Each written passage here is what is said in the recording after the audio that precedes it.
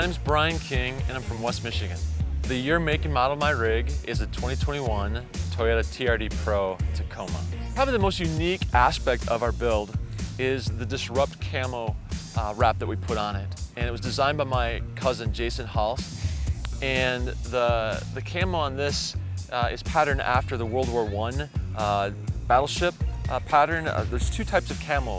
One is to basically conceal, and the other is to confuse. And this one here is to confuse. And the idea is that we wanted to disrupt people's normal thinking and get them thinking a little bit more about what life really means and what it looks like for them to perhaps engage in doing something to make the world a little bit better place for others. A little bit of a unique build because we wanted to actually design it in such a way that it was capable and straightforward. But obviously our goal is to create awareness and to cause people to rethink maybe the trajectory of their life. And basically when we started putting this together, we wanted to create a build that gave us some currency to have a conversation. And so on one side of the coin, we wanted to create something that's simple, elemental, and very capable. And then on the other side, we need to have a little bling that would cause people to go, wow, that's different, or wow, that's unique. And so we got some things like that on the truck. But one of the things that I really love, and I think I couldn't live without, is obviously our 120 volt system. And it's all part of our electrical infrastructure that's basically a part of the Garmin ecosystem on our truck. And so Garmin's done a great job. When we were invited to SEMA when we built the truck, they heard about what we're doing. They said, love you to come take the truck out and you can share your story. And so we went out there and we launched a campaign. We're calling it 4x4. We 4x4 clean drinking water. What are you 4x4? And so they said, hey, listen, we've got this thing called the power switch and it's Bluetooth. And I'm like, I don't know. We had this, the switch designed for the cab and I've had issues with Bluetooth in the past and thinking, I don't know. So no, we've put a lot of money into this thing, done a lot of R&D, and we'd love for you to just try it. It's IPX7, and okay, just send me a couple. So we ran them through the desert, we tossed them in an aquarium, installed them, and seamless, just awesome, right? So we dropped them in, and everything on the truck, all the ancillaries are run through the Garmin system, including our inverter and our power and all that. So it's really nice. The setup is simple. We just use an induction burner and we pull it out, plug it in.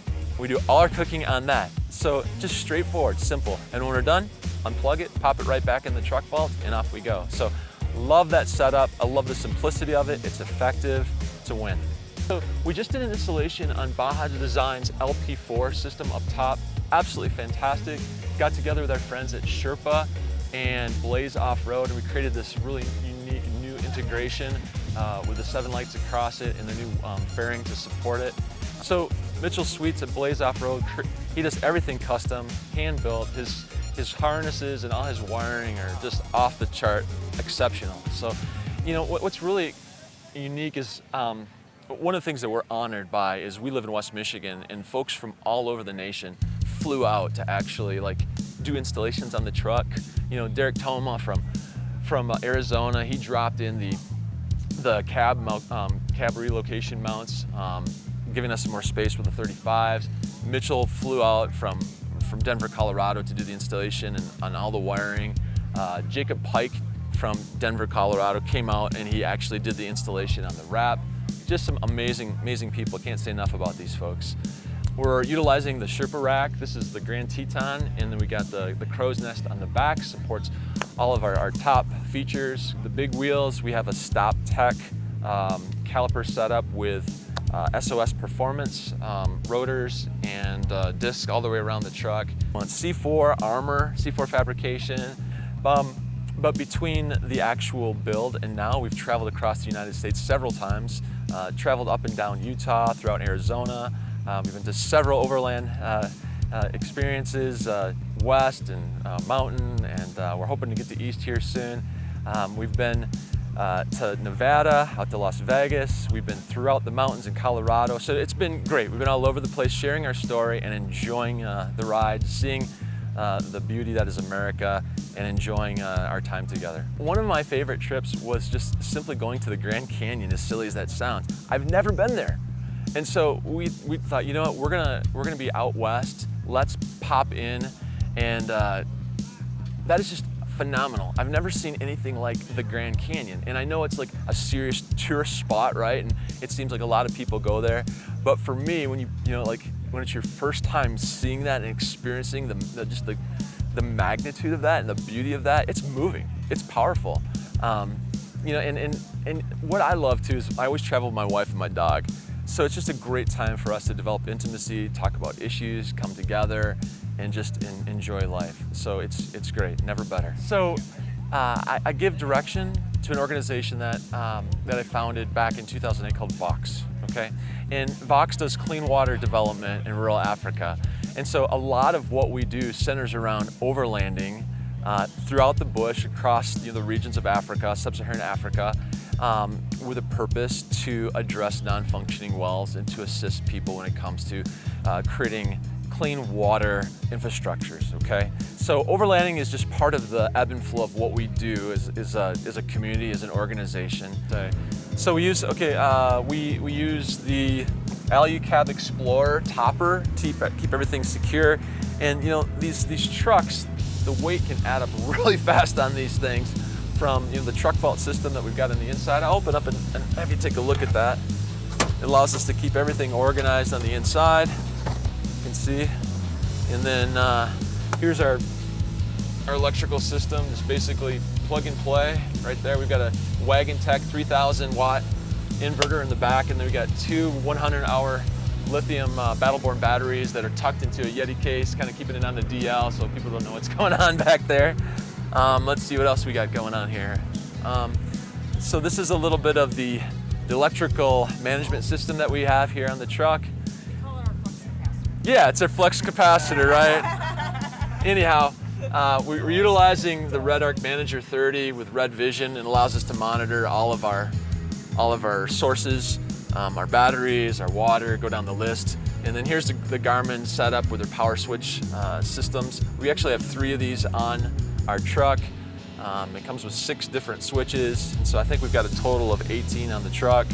And then we got a few other little ancillaries here for plugging in our phones, USB, that kind of thing. So yeah, it's just a simple, straightforward setup, but very, very effective. Yeah. So in terms of suspension, we got a few different things. It's kind of an eclectic configuration. Fox race shocks, Fox Factory, and we use Deaver leaf springs. Jeff Deaver, he created a custom pack for us. Super cool guy. I said, Brian, we'll get you all specced in and taken care of. So actually, these just came to the house 3 weeks ago, and we did the installation right before we came out here to Mountain West. We used Eric Roy's Archive Garage's hammer hangers, the 3.6 shackles, his shock relocation towers as well. We're running 12-inch smoothies on the back, all resis, and then dual speed control as well. So a couple of years back, my dad was diagnosed with a terminal lung disease. And I come from a hot rod family, and so I thought, this is a good opportunity to perhaps do one last build together. So I said, Dad, what do you think? Yeah, let's do it. And unfortunately, the disease went through him faster than what we thought. And when we said goodbye, the day we pulled out of the cemetery, I said to my wife, Lori, I'm gonna do that last build, okay?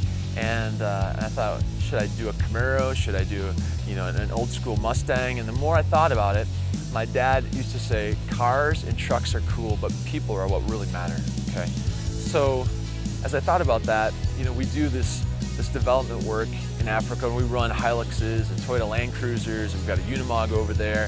I thought, boy, if I could build a truck this side, an overlanding truck that mirrors one of our trucks that side, and use it to share the story, maybe it'd be a great way to honor my dad. It'd be a great tribute to him. So we started messing with that, and I thought, well, let's take it a step further. What if we use the truck to raise $1 million and give it all back to charity? And that just set really well for us. That'd be an incredible way to actually honor my dad and do some good. So here we are, okay? And it just makes great sense because the way that we operate in that side of the world and this side of the world is in the context of overlanding. So it's such a hand-in-glove thing for us in terms of just the way we roll as a community and how we go about doing our work as an organization.